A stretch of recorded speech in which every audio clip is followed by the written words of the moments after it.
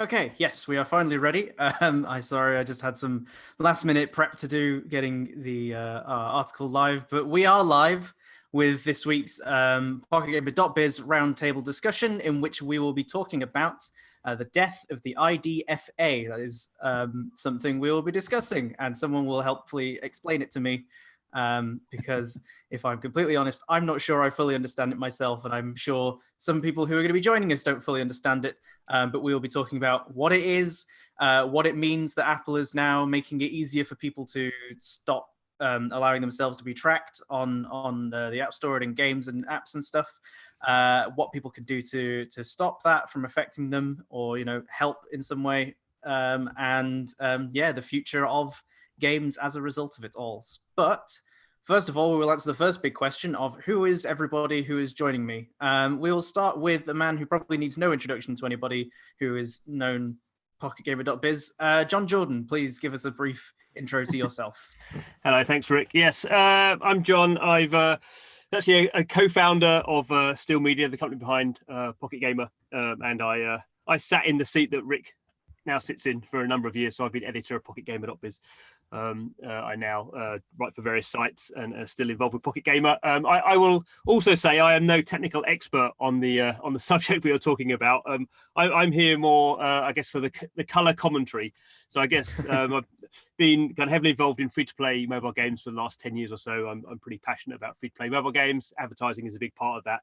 So I guess I have some opinions at least, and some views on the trends that have been happening for a number of years. So that's my role in this particular discussion. Awesome, thank you. Matt, you next, please. Yeah, hey everyone. So I'm Matt Saunders. I'm the user acquisition director at Network. So Network are a games company and a games publisher. Probably best known for our game Legendary Game of Heroes, which is just about to celebrate its 4th anniversary.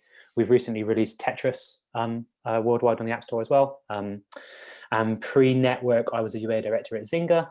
And then pre that, Natural Motion in the UK. So I've been running user acquisition for a long time now, kind of 8 to 10 years.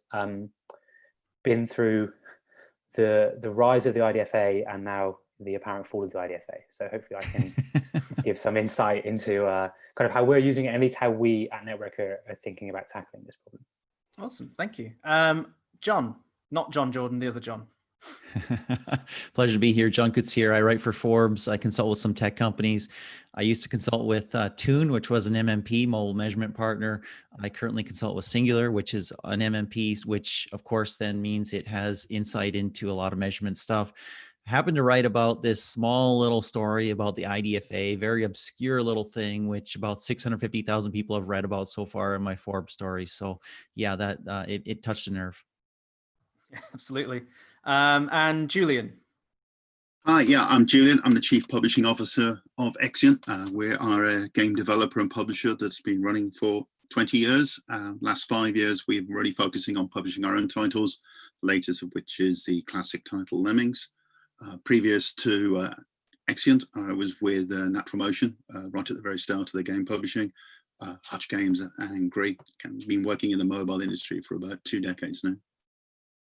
Awesome, thank you very much. Okay, so as I said, we were going to talk a lot about the IDFA and what it means that it's dying and all that sort of stuff. But let's start at the absolute basics. Who wants to explain to me what actually is the IDFA? How does it work? How has it helped developers? Matt, I think I'm going to jump to you on this one because it sounds like you have been working with it for quite some time and fully get to grips with it. Yeah, sure. So the IDFA stands for Identifier for Advertising, and it is a unique device identifier on iOS. So every single device, whether it's a phone or an iPad, will have a unique IDFA. It's been around kind of since kind of like 2012, 2014, and it's the successor to the old ID. So the old ID was a set ID which you had across everything, whereas the IDFA is always reset on every new device. We use IDFA a lot, and the reason it's important and everyone needs to understand it is because there's many ways it's used, but the primary way it's used is in user acquisition for tracking. As I said, it's an identifier for advertising. So what that means is the way I know an install came from Facebook or Google, whatever that was, is because the IDFA is matched between the two, right?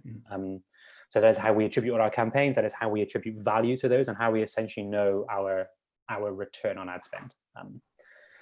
So, you know, it being changed is a big deal. Users can do that now. So there's something called limit ad tracking, which users can go in and you can set your IDFA. What that essentially does is sets it to 0, so everyone looks the same. But, you know, that's an opt-in function at the moment. So people have to go and find that and go and do it. And, you know, the majority of people don't.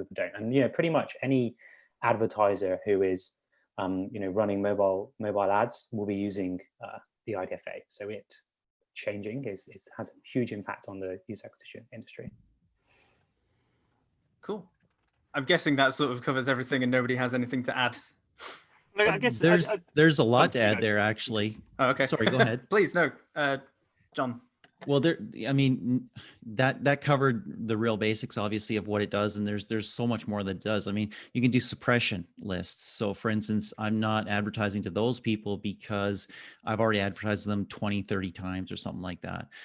You can do lookalike audiences. So you found the great users that Matt was talking about, and I need to find more like those. And so you use some Facebook technology to find more people like that, right? Lots of other things that you use the IDFA for, and it's losing that is a massive change. I mean, several mobile marketers I've talked to have said, you know, words like apocalypse, words like Book of Revelations type of stuff, right? And so it's a real big deal, not only because of what it does for iOS, but also for what it might do for Android, because Google has a history of following iOS and Apple in terms of privacy. We've seen that with the third-party cookie. We've seen that with intelligent tracking prevention, ITP, and Safari. We've seen that with the creation of the IDFA itself. The predecessor was the UDID, the Universal Device ID, which was set and unchangeable, and people misused that to track people all over the place. And Apple created the IDFA as a privacy measure to replace that, right? And so now the question is, will Google replace the GAID, the Google Ad ID, or deprecate it in some way similar, as they have followed on other occasions? And I think that's a good point John makes, that this is, you know, this is one step in a much kind of longer trend, which is that as individuals, we've come to realize how apps are tracking us, and when that information has been made known to us, most of us have felt not very happy with that. So there's a broader trend across, you know, all connected devices. We have more connected devices. The connected devices have more kind of power, more granularity about you know what we're doing. So obviously, you know, geolocation would be another kind of massive thing that people got worried about. So I think it's interesting. I think there's two big extremes here. There's one to kind of overplay it, which I think, you know, probably as journalists we tend to fall into, that whole thing's going to fall apart. And the other thing is to say nothing's going to happen. I mean, clearly this is a step where, as Matt says, the functionality has always been there. So if you go into the settings of an iOS device, you can switch this off. That's been there for a while. Now we've moved to a you know, that's going to be the default. Is it's going to be switched off. I guess we'll come to this in the discussion. The interesting thing could be, you know, can the advertising community create a scenario where they can incentivize people to switch it back on again? So I think probably that's unlikely, but you can imagine, you know, if put in the right context, people might want to switch this, you know, this tracking on because they think they are they're happy with what's going on. So I think this is it's always with all these kind of things, and particularly with Apple, just the way Apple operates, it tends to, you know, like to wield its ban hammer in a what seems a fairly kind of authoritarian manner.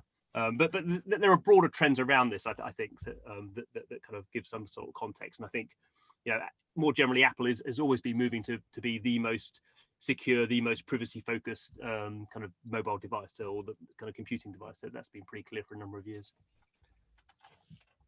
Cool.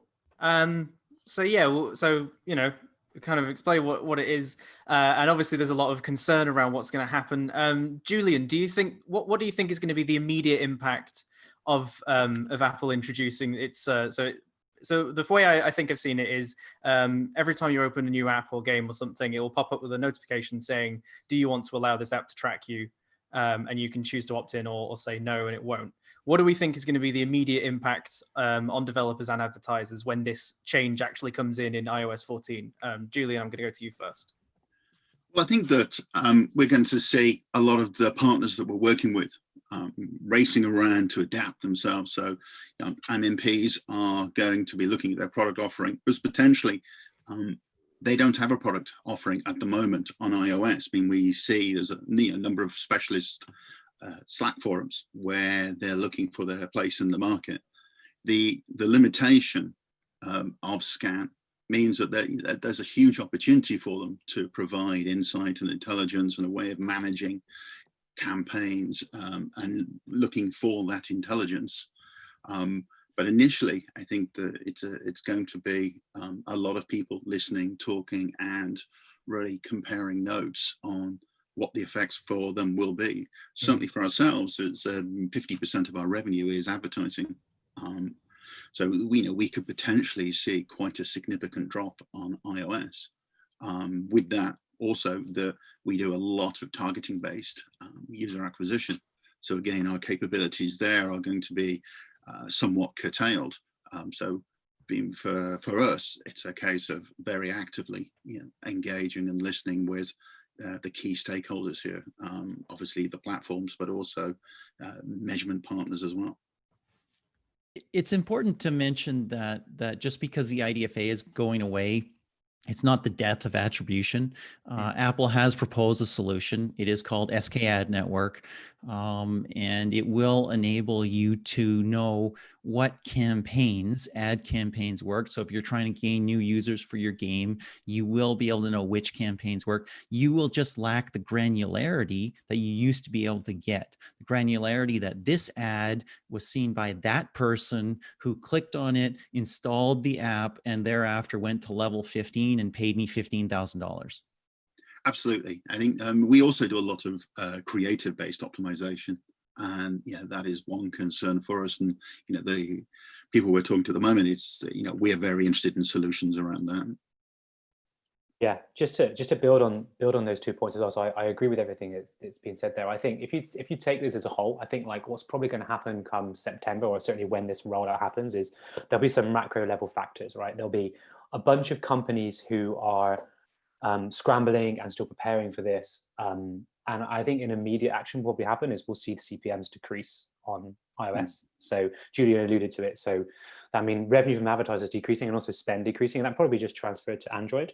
But there will be a bunch of companies who attack this really well and understand the intricacies of SK Ad Network. And if you can truly take advantage of that, then that's an opportunity as well, right? There is an opportunity for you to deploy capital in a in a slightly suppressed market. So that is certainly one of the areas that we're looking at. But it's certainly going to have a pretty big impact initially at least. Matt, that's a great point. And John raised the point earlier that this is part of a trend, right? It's not happening in isolation, that there's been a long-term trend towards privacy. And I mean, if you look at marketing and marketing measurement, there's been an arc of the industry, right? Where once you really didn't know what ads worked or what ads didn't work, then you gave coupons so you know which worked. Right. And so over time, as you went into the TV industry and mass media, you had all probabilistic measurement. So you didn't know specifically which ads worked with which people, but you had some probabilities, right? And you did some media mix modeling or something like that.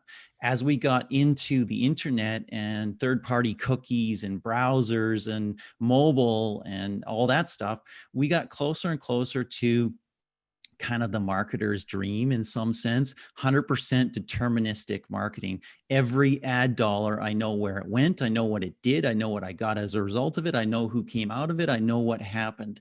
And now with GDPR, with the California Privacy Act, with just consumer sentiment that John was talking about earlier, and of course, death of the IDFA, we're moving back towards a more probabilistic model. There are some deterministic models for knowing which campaigns worked, and SK Ad Network from Apple will help with that.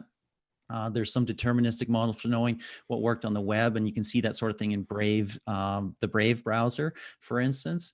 But you're going to have probabilistic stuff versus deterministic in terms of identifying individual specific people and not being able to track them across websites and apps.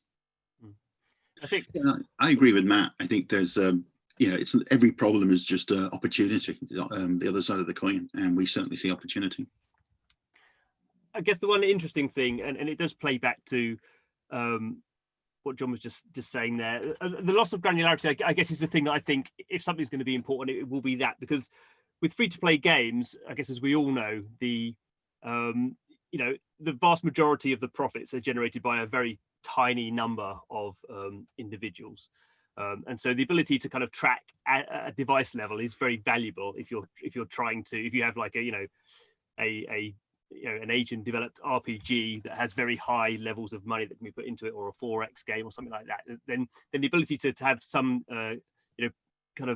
information about a user, and certainly users who are prepared to spend hundreds of thousands of dollars on these games, is actually very, very important to the kind of free-to-play model.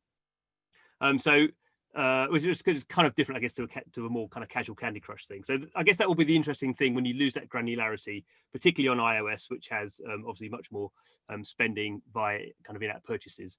Then I think that kind of performance, that the whole free-to-play mobile space has been built partly on the back of this very, very granular advertising ecosystem that's built up. And that's obviously influenced the kind of games that we now make. That we kind of make these games that people can spend tens of thousands of dollars in, because we have this kind of advertising model that we can build off the back of. It might not be a bad thing potentially for that to go away, and or at least that to be dialed down a little bit, and people have to kind of rethink how they make free-to-play mobile games that potentially don't have this enormous spending model. And I guess we see that under pressure in other ways, from things like loot boxes. And governmental fears around loot boxes, which is kind of all these things linked in together in like a big kind of machine with lots of different cogs. So if this cog kind of comes a bit unstuck, probably won't. But you can imagine in 5 years' time that's part of a wider influence in the type of games that we make now, and how we monetize them becomes different.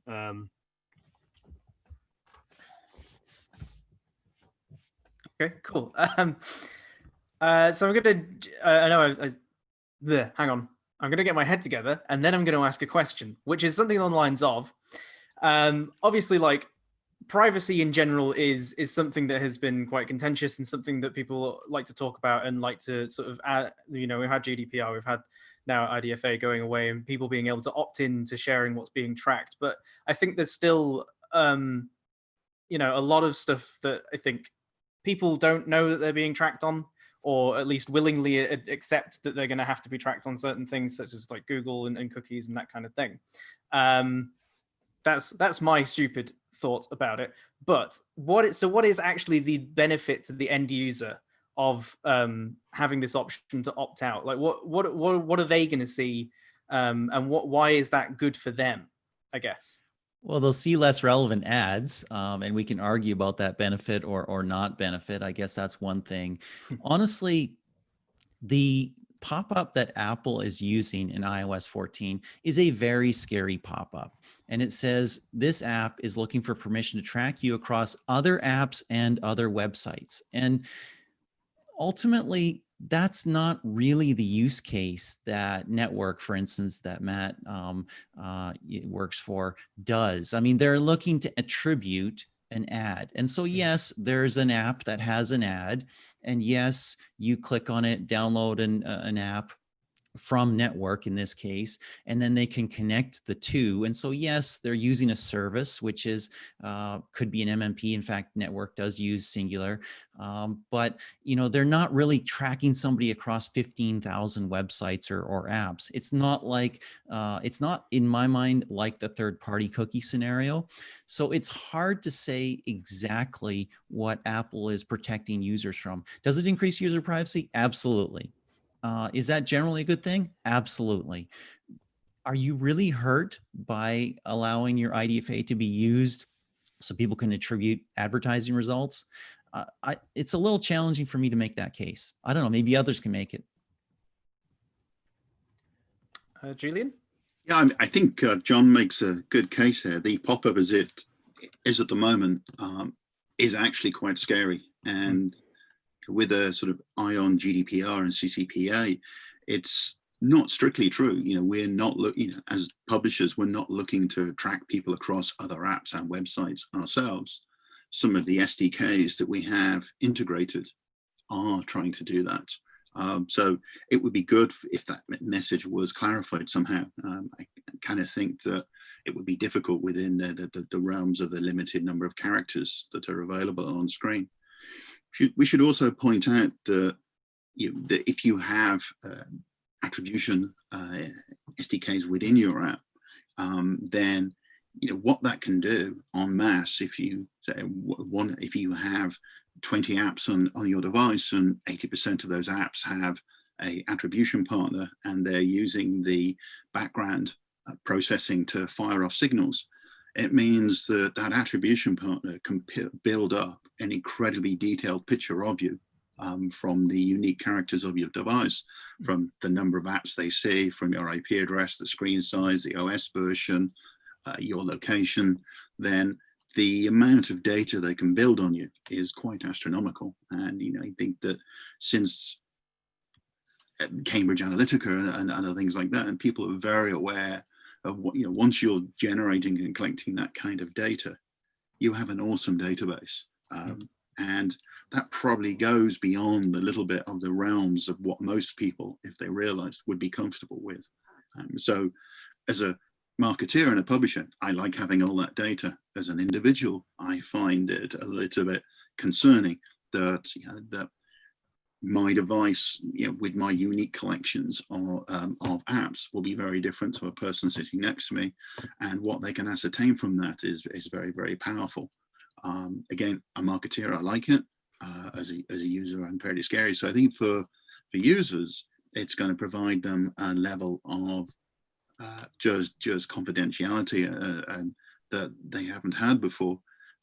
I'm not sure though that it's huge that people will buy an Apple device or a device just because it stops tracking. I think that's a small sections of users, and as has already been pointed out, advertising is going to become a lot more generic. So you're going to see ads that are in some cases highly relevant to you, and that for users that could be a little bit off-putting. Mm-hmm. I mean, I disagree with you a little bit there, Julian. I do think the reason, I think Apple has probably proven both to some degree its success, and I'm sure it focus tests these sort of things as well, that having a strong privacy focus, it's not the prime reason that people buy an Apple device, but it's certainly, I think, kind of adds to the kind of confidence that people have buying Apple devices. And given, I mean, obviously they're still trying to move away from making so much money from device sales, but it's still the majority part of its revenue and will continue to be for some time. So I it's a difficult one because I think as you say, there is the balance between people I think now do quite like relevant adverts. I mean, I'm sure I'm not the only one who has clicks on things on Facebook and quite likes seeing adverts based around the things that I click on, because that's quite helpful. There's things that I don't, if I don't care about something, then the experience is less interesting. Of course, the other hand is that probably some people would quite like to see irrelevant adverts in the sense that they know advertisers are wasting their money. There's that kind of, I mean, not that anyone thinks like that, but potentially they do. I mean, just another kind of contextual thing, and I don't think this is the reason Apple is doing it per se. I think it's much more about privacy. But there is another kind of clear trend that Apple has kind of gone down over the last decade is that Apple, the thing Apple probably hates more than anything else is people making money off the Apple ecosystem and Apple not getting any cut from that. So that's clearly been with the App Store and the focus over the years of anything that allows people to generate money outside of the App Store, and Apple doesn't get its 30% cut, that very quickly gets banned. And I think this is something that could be overplayed. But again, I think the fact that this hurts companies like Facebook, means that Apple are, are very, are more keen to do it than they would do otherwise. It also kind of helps potentially. I mean, again, this is not a primary thing, but I think it helps Apple in things like subscriptions and the Apple Arcade kind of game service, which is about subscriptions and no ads and we don't have any figures around Apple Arcade, how successful it's been, but it seems like there was kind of quite a lot of interest, quite a lot of positivity when it launched. And since then, it seems like people are a bit like nothing there. But you can imagine that this again, just plays into the strength of that sort of subscription kind of package, and potentially maybe encourages some developers who maybe like Julian, potentially if they're going to lose 50% of their revenue, that's a big deal. If they can come into Apple Arcade and not have to worry about advertising, then that strengthens Apple's hands. I think it does play into those other kind of wider aspects of what Apple is kind of trying to do as a company. Absolutely. I mean, if something isn't, Apple doesn't make a ton of money from advertising. They, of course, have Apple search ads. It's a few $1 billion a year. It's a rounding error in Tim Cook's books.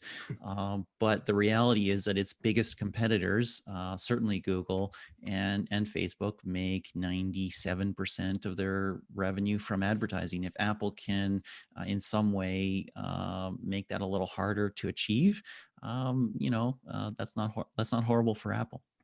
Probably worth we've delved into the realm of Apple rather than the user, but they are actually linked. And I think one of the ways they're linked is your point there on Facebook and Google. So just for everyone's understanding, because they are SAN, so they're self-attributing networks, what that means is from every advertiser, they get pretty much every post back, and all that's based on the IDFA. So they, not only most advertisers, if you're an SDK network, will know, I will send you a post back if you've given me an install or you've done something, whereas Facebook, Google, they get everything. So they have huge device maps of everyone, right? So if you're looking from a user point of view, those guys having less information, you may perceive that as a good thing, you may not. Most people probably would perceive that as a good thing. It also, to John's point, it harms them. This harms them maybe disproportionately compared to other networks. The other interesting thing is it may level the playing field a little bit for smaller ad networks, because with Apple's SK ad network framework, every ad network is now going to be able to get some degree of post-install event attributions. And so many ad networks have already had that integration so they can further target and everything, but some ad networks don't have that. You certainly have that with Facebook and Google, but now every ad network will be able to see, okay, it's limited, it's very limited, it's within a certain time frame, and there's basically one attribution you can get for, went to level 15 or signed up or subscribed. You'll have to be very careful as an app publisher, a game publisher, to decide what you want that attribution to be on. But every ad network will be able to get that and then be able to adjust some of their targeting criteria on that. Awesome. And sort of on the note of like user views and things like that, there's been obviously the main thing that sort of this all banks on, and the death of the IDFA affecting everybody is, are users going to choose to opt out and not share their tracking? Do we think the opt-in rates are going to be tiny, or does anyone have any predictions as to like the opt-in rates that we're going to see at this point? Less than 10%.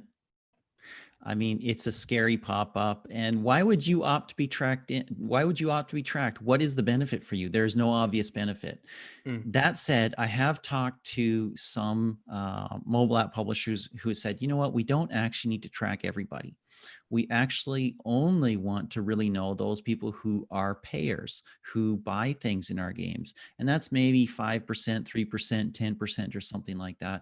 And maybe we can incentivize those in some way to opt in. And so we can track where our best users come from, and then we can look for more like them.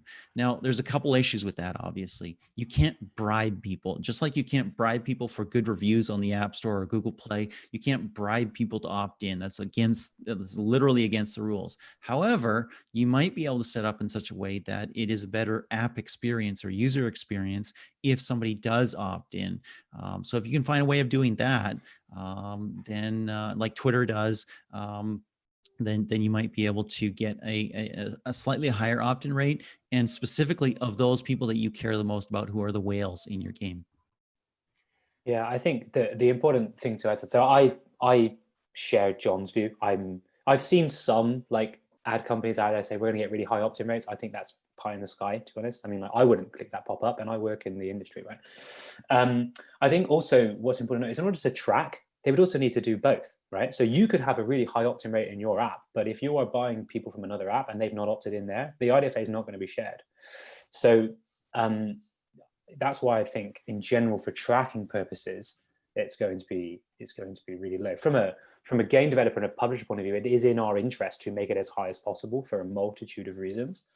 But I think I've already seen like some developers like experimenting, right? So one of the things that I believe to be true is that you said at the start the pop-up comes up at the start. Well, it doesn't have to, right? You have control of where that pop-up is shown, and it's basically you just don't get the IDFA before, so it's essentially like they've opted out.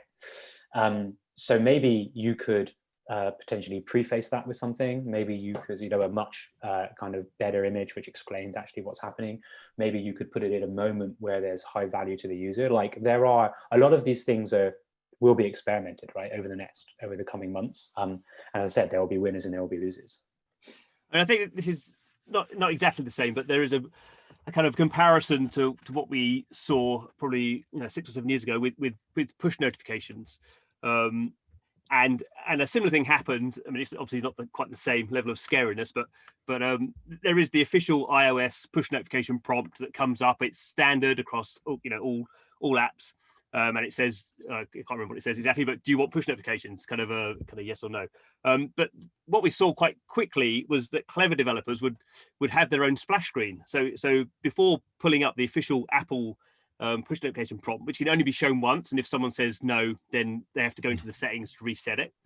Developers would kind of integrate it, as Matt says, potentially integrate it into the flow of a game. So people go through the tutorial and then they kind of get some big reward, and then you might say, if you want to have a better experience in this game, click here to be tracked, or you probably wouldn't say tracked, but you'd have some sort of kind of phrasing around it, and then the Apple. The scary Apple thing comes up, but you've put some sort of context into why someone might want to click on the scary Apple thing. And I don't really know about push notification prompt kind of opt-in rates. The impression I've always got is they're not very good. So I think broadly you would see the opt-in rates for this ad tracking as being much less than push notification prompts. But I think there are things developers can do. And I think it will also be, it's not kind of exactly the same, providing the same level of granularity, but it potentially gets developers to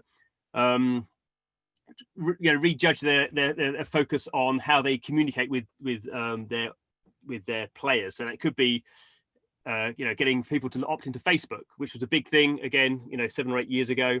Getting people to use Facebook Connect pretty much gone out the window now, but obviously developers have incentivized that, so you might get like 200 hard currency gems if you connect your Facebook account or potentially email. So I think there will be certain attempts to kind of build other systems around this. I kind of agree that I'm not terribly sure how successful they'll be, but what might be interesting is they might be successful for your very committed players. So if the developer can find the right players and give them the right context to why they're doing it, maybe they have to push that kind of further down the funnel of when people are playing, rather than having everything kind of right at the beginning of it. But really, if people aren't committed to your game, then you don't really care about tracking them if they're just going to kind of delete it and not play more than 5 minutes. If someone's played an hour, then you probably you want to work harder at building a relationship with them that you can kind of then find useful. And so, yeah, we keep mentioning like the scary pop-up, and the wording is like I've seen the pop-up a few times now from writing about it, and it is that sort of very harsh, like we're going to track you. Do you want this to happen? We've talked about, so maybe there's a different way of wording it, or maybe there's better understanding, as Jordan was just saying about like couching it in something else. Could Apple sort of compromise a little bit on this? Because obviously it's their platform. It's their platform, they can do what they want, kind of thing, and developers and advertisers just have to go along with it. But if Apple was going to do this and then consult developers and say like, how can we do this in a way that's not going to completely mess you up? Like, what other ways could Apple be approaching like the opt-in thing? so that developers don't have to make huge compromises and start like redesigning the whole game to try and get this sort of data. Julian, do you have any thoughts on that? Yeah, I think that the text as it stands is probably quite close to what they're going to release. Say John's solution of, and he's quite right. You don't have to throw up the permission request screen immediately. So you could put up another screen beforehand. But I think we are. This is the future. I think that Apple are just a little bit ahead of Google here, and they will be implementing it. How we can make it softer is maybe some messaging around that, but it is still going to be a screen where potentially at least 80%, and it could be higher, of people reject. And once you've requested it in a game, you can't go ask for the permission again. So it's going to change. I think it's going to change the industry, and I think that it will be mandated. I don't think it's going to get any softer to any great degree. I mean, they could potentially sort of allow you to write the entirety of the text, and when you submit an app, that goes through approval, as your marketing text does. But I think that there's issues with that, and then localizations, and I think that there's an advantage of it being standardized, that people will recognize it, and if they don't have concerns, then maybe the adoption will increase over time. But I think it is a point that Matt made. You need this on both sides. Whether you don't just need to show it in your games. You need other people to have it accepted as well. Otherwise, you're not targeting on an ID base. But no, I think we're set with it, and I don't think the language is going to become to any great degree softer. So there's multiple back channel conversations going on with Apple right now, and Apple's talking to many of the biggest game publishers and app publishers in the industry, probably including some on this call right now, probably who can't talk about it. But there are lots of conversations going on about how it'll be implemented. Will it get changed? Will there be sort of a grace period? Other things like that. Look, if we understand Apple, and we've seen a lot of Apple over the last little while, it's not the most flexible company in the world. And often when Apple makes a decision, it takes a long time to reverse as well. Not the most agile company in the world either. And user privacy is going to rank much higher on Apple's list of concerns than what app publishers are doing. That said, they do need a vibrant ecosystem, so that does matter. Couple things that might happen. Might be a bit of a grace period. That's a possibility. Another possibility, somebody mentioned, I believe it was Julian, talked about device graphs that some marketing measurement companies build after they touch every device. They build a device graph, and then they can start to see what's happening. One of the technologies that's usable for that, in addition to IDFA, is fingerprinting. And fingerprinting is just simply looking at a device, and I think we've talked about it briefly, and seeing what IP is it coming from, what's turned on this device, what's turned off on this device, what is the OS version, other things like that, that can, to greater or lesser degrees, make a device look unique in an advertiser's eyes, in ad tech eyes. And fingerprinting is actually not allowed according to what Apple has said, but there may be a grace period on that. And so you'll be able to track your advertising and measure your results with that. All of that at this point is speculation. What we do know is that iOS 14 is coming. What we do know is that Apple has created a specification SKAd network that will allow some level of attribution to campaign level, not to user level, and some level of post-install event reporting.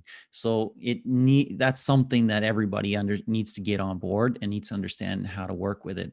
There are some challenges with that. There are a lot of challenges with that, right? It's a framework that's very limited in terms of number of campaigns, number of iterations. You won't be able to tell with the same level of granularity what creative is working well, what creative is not working well. That'll be a challenge. multiple other issues. Number of campaigns that you can have is extremely limited. Your post-install event notifications are pretty limited, and also pretty open to fraud as well, because although the initial install is cryptographically signed by Apple, the post-install events are not, and they can actually be fairly easily faked. So there's a lot of work to be done by a lot of people in the industry, big app developers, mobile measurement partners, all those, to make sure that people are ready to go. You also see a lot of mobile marketers who are saying, hey, I'm going to get my insights on Android and I'm going to apply them to iOS. What's working? I'll find out there where I have deterministic information. I'll apply those to iOS. As I think Matt was saying, there's going to be a lot of experimentation. There's going to be some winners. There's going to be some losers. I guess it's an opportunity, if you're not at the top of the heap right now, to find new ways of finding customers, to do that contextually relevant advertising versus targeted advertising. This actually could be a good thing for publishers who monetize via ads in some ways. You won't be able to tell the individual value of a specific ad, but if you have a premium app or a premium website, your eyeballs will have a higher value than maybe in some less premium site. Yeah, I think just to follow up on that point, I think it's unlikely Apple will do anything major on that front. Their motivation here is not to support people like me, to be clear, right? I do think if they are going to help people like me, the way they are likely to do that is probably put further development into SK Ad Network. They've already done that, right? So SK Ad Network's been around for a couple of years, not really been fit for purpose. With the new version they've announced things like you can do re-engagement and these kind of like very limited kind of post-install events. But there was always precedent there, and I think they are likely to develop that further. And I think that's where at least some of the conversations I've seen have been kind of trending towards Apple pretty staunch on their privacy policy, at least at the moment. And Apple aren't particularly well known for changing their mind, so I think that's quite unlikely. I think one positive change here is that within the specification of SK Ad Network, we get the source ID. So we will know the app where our install comes from. And I think that, if you start looking at things like match theory, then we could be, moving more towards match theory based targeting, as opposed to looking at the individuals and their previous history. So as Matt says, I don't think that we're going to see great moves on SK Ad Network. We are going to see it evolve over time and potentially get more powerful. There is the conversion value, the 6 bits available that we can use, but certainly, we're looking very closely at, and we've been somewhat frustrated in the past of not having the source ID from every platform. So I think the source ID of where the app install is coming from is something that we can further use for targeting. Absolutely, Julian. And that's also something that can take out some percentage of fraud from the system as well, because obscuring where that actually happened, where that view actually happened, was one of the sources of fraud in the ecosystem. Yes, and the work that we've done in the networks that provide us with the source ID, we can see there's a validity behind the model, so that we know that we're getting very good conversion from certain apps and certain type of apps. Then we can double down on those sources. Cool. Awesome. This is all great stuff, by the way. It's half of it's going over my head, if I'm completely honest, but I'm really enjoying the discussion. You guys have been great so far. We've not got long left on this round table, so I am going to look at some questions from the audience. Thank you to everyone who has posted them. So the first thing that I'm going to jump to is something that I wanted to ask as well. So we've already sort of touched on Android a little bit. This person wants to know if Google is going to implement the same sort of system, but I think we can look a bit wider on that. Obviously, we've talked, the main focus of this is on Apple's approach, but what's kind of the state of play on Google and what they're doing on through Google Play and how they're doing this kind of thing? And do we see them sort of following along and starting to crack down more on its privacy measures and that kind of thing? I guess, as we mentioned earlier, there's definitely going to be that pressure, and we've seen that Google has followed Apple before in privacy measures. That said, one key difference here is that Apple makes its money on devices, as John mentioned, and Google makes its money by selling ads. So Google is a performance ad network, literally. And so tracking and measurement is really, really critical to them. That said, if they can keep a little more information out of the hands of their customers and in their own hands, well, that might not be a horrible thing for Google, actually. So there's a lot of factors at play here. And as we saw when UAC came in and it was more of a black box, it's not a horrible thing necessarily for a Google or a Facebook, for that matter, to have kind of a black box. Put your money in, something will come out, be happy. Yeah, I think just to add to that, I think the general kind of consensus is that Google will follow suit in some form. I think it's likely it will be less extreme than Apple for the reasons John just mentioned. I think the one thing which is important to note is Google have a product called Firebase, right? So that is capable. They have their own product, which is an analytics product for mobile apps, which can do attribution. It doesn't have anywhere as much of the bells and whistles as some of the kind of like the MMPs we use and other third-party MMPs. But I could certainly see a world, and Google have been trying to kind of like, encourage developers to integrate that anyway, and they've locked kind of betas behind it and stuff like that. I could certainly see a world where in 6 months, a year's time, in order to do attribution, this is pure speculation to be clear, but in order to do attribution, you need to use Firebase on Google. Could certainly see that happening.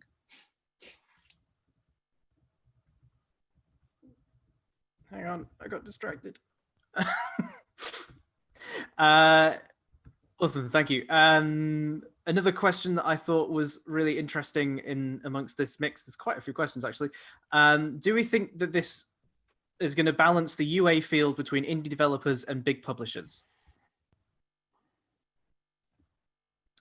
Julie, as an indie publisher. I think we're, both on the monetization and also the acquisition side, we're going to see the peak come down and the bottom potentially move up. It's certainly going to make general UA a lot more cost effective for some of the smaller companies.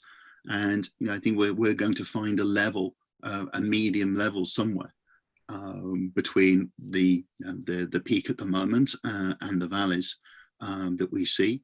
So it potentially will bring down the average cost of user acquisition. And when you sort of look at the campaigns in the future, where it's going to be more CPM based rather than install or event based. But I think on the whole, you could see a reduction in the actual cost of UA. But when you look at it en masse, then it equals itself out. It's really challenging because it's hard to value the traffic, value the eyeballs, right? Because you won't have that granular insight. So it'd be hard for hyper casual to get super cheap users. It'll be hard for the high end premium, mid-core, hardcore gaming apps to really go after their audience as well. That said, those mobile marketers who do really, really well will probably have very sophisticated machine learning AI models that can take all this probabilistic data and come out with a good strategy. And I'm not sure that the low end players or the indies can match that. Yeah. Go on, you go ahead. Go on. I think just to follow up on that point, we kind of touched it a little bit, but within SKN Network, there's these up to 64 conversion events that you can map, right? That is, and to really dumb that down, that is essentially a data science problem, right? So that is, how can I, as quickly as possible, understand that a user does these things and they are this valuable to me in the long run. Now, we, as a relatively large UA developer, have already got a team working on that, right? So like, and the aim of that is to be ahead of the curve so that, I said, when September comes, we can deploy capital when the CPMs are expected to be lower, right? But I think I think overall CPMs will be lower. And in general, UA has become easier, right? It is easier for anyone to deploy marketing dollars via Google UAC or via Facebook. Facebook are, releasing a very similar product. It is easier to deploy capital. You are relying on them to tell you that was a good deploy or not, though, right? Whereas more sophisticated marketers, I think, will still have all these data science tools and capabilities and graphs made, which will allow them to deploy capital in a similar way to which they do now, to be honest. On a less technical level, but I kind of think as an industry matures, after the first kind of couple of years, no change that happens in that industry is good for the indie players, unless it is a specific, someone specifically changed the industry to help indie players. If something gets more complicated, then the indies don't have that experience in house. They rely on third-party services, which is what they've been doing for the whole kind of UA thing. And in fact, they kind of, as they rely on third-party services, they lose any in-house kind of capabilities they have, because they don't need it, because it's all on third parties, and the third parties get screwed by Apple for the ad network stuff, and then the indies have no capability at all. And it may be particularly for some certain indies who, if you're doing, and as I guess most indies now get very specific about kind of niche games that they kind of make, if you made a very niche sort of game, and there's not many people out there who will like that game, but there are a few who will spend a lot of money, then the current level of advertising is quite good, because you're happy to spend quite high levels, because you can target the right people, and you have high conversion rates. If you lose the granularity of those individuals, then you can't find the people who like kind of weird, quirky Japanese dialogue games about high school. If you can't find those kind of people, then you can't really advertise. I mean, you can advertise, but you're just not going to get the conversion rate, because you've lost the granularity of finding those people. So maybe this pushes people back to kind of Apple Arcade, those kind of indies, but I think the indie game people in mobile have kind of sort of long gone, and the ones who are still there and rely on advertising or advertising revenue as well. But of course, that's the other thing to remember in this situation. If kind of advertising dollars are being less well optimized in the system, then potentially developers who rely on advertising don't get so much money as well. So it cuts both ways. It's the ability to generate money and the ability to get money. So yeah, I don't think that's a good thing at all for indies. This is actually kind of leads on to something that I am personally really curious about is, do we think this is going to have an impact on how free-to-play games are designed in the future? Are we going to see a shift away from like heavily reliant on advertising?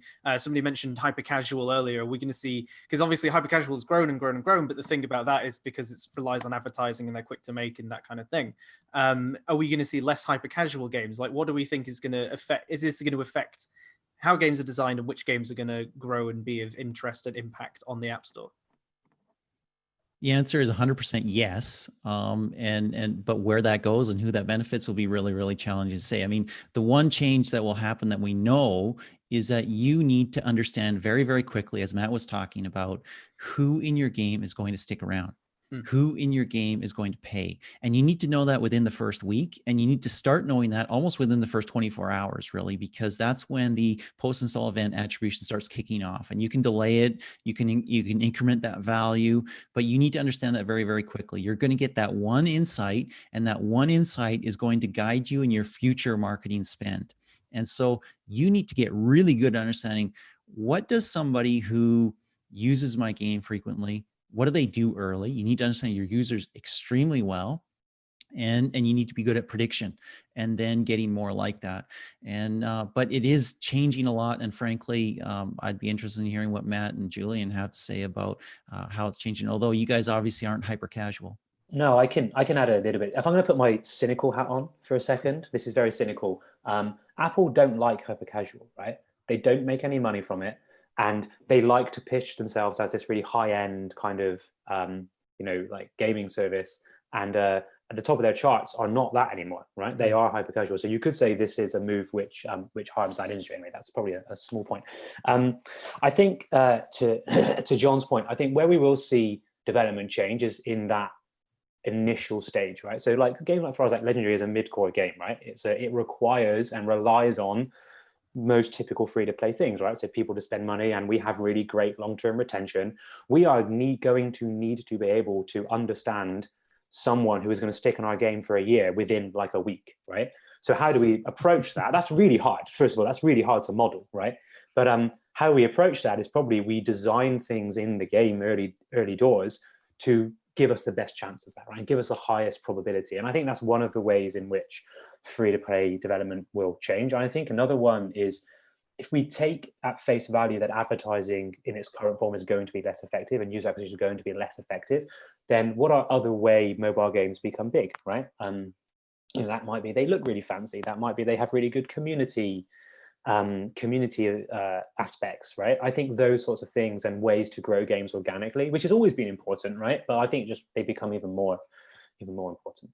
I think actually, Rick, there's a good question here that will these changes force game developers to improve live ops and monetization models? And I think that's not changing the way free-to-play games are designed or made. But I think one knock-on effect is if you have a game with users at the moment, then people will kind of definitely be doubling down on keeping what they've got, and monetizing them, as best they can. There's another potential I've seen written about that it may make kind of the developers who have large kind of portfolios of games that have a lot of users but don't necessarily have a lot of monetization. They might become more valuable because people will want to buy up those kind of portfolios and then cross promote, because you kind of have a lot of information about those players, probably because the games have been out for a couple of years. And so if you can look at kind of what type of games they are, and if you have games that are similar, you kind of think you can cross promote that in a effective manner, that will get that could be an interesting one to watch. And that was kind of broadly similar to what happened at the start, really, of kind of free to play gaming, where you didn't have these very complex ad networks, but people were very much focused on this kind of cross promotion sort of thing. And that was the best information we had, was if you like this game from this company, then you're like this very similar game from the one I'm making. So those become more valuable. But I think that's very much in the short term. And that's interesting. That's an IDFV strategy, which is identifier for vendor, which is something that you get as an identifier if people are in multiple of your apps or your games. And so one of the things that I've speculated about personally is that we might see a big publisher strategy here, where a publisher has, 50, 100, 1,000 different games or apps. Doesn't have to be games, can be utilities, whatever it is, to increase their footprint of user visibility, device visibility, and therefore do that kind of cross promotion, understand what people do, what they like, what they might not like. Because guess what, maybe I'm a hardcore gamer, I'm not, but maybe I am, but that probably has some other impacts on some other areas of my life, what I use, what I do. And if I can understand that as a publisher and I can start targeting to that, I can start doing some pretty interesting things. Of course, like all things, I would be building my business on a very thin limb that Apple could cut off at any moment. I mean, I think that's an interesting point, John, that really sort of you create a publisher of convenience, or a service publisher, yes, as it were. We've seen a lot of the big publishers, EA and others, acquire businesses that did work at a portfolio scale. But as time went on, they reduced the number of games that they published down to 2 or 3 a year, so they could focus on them. There, as you say, there may be an opportunity for somebody to return to that sort of service publisher view. I think it's also, it's worth pointing out for the hyper casual guys is, they worked really well. There's the arbitrage between acquiring users super cheap and converting them into more valuable users. I think that's going to be very interesting to see how they pivot with this. Certainly think they will still be around though. Awesome. Right, I know we're coming up very close to time. I know there's quite a few questions in the Q&A section. I'm going to ignore all of them. Sorry about that for folks who asked them. I think if you go back, so this will be available on YouTube straight after we finished. If you go back, it should answer some of the questions that are in there. But there's one thing I just wanted to kind of end on, which is just to everybody with a bit of technical knowledge. Jordan, you can join in if you want, but wow. Put me in my place.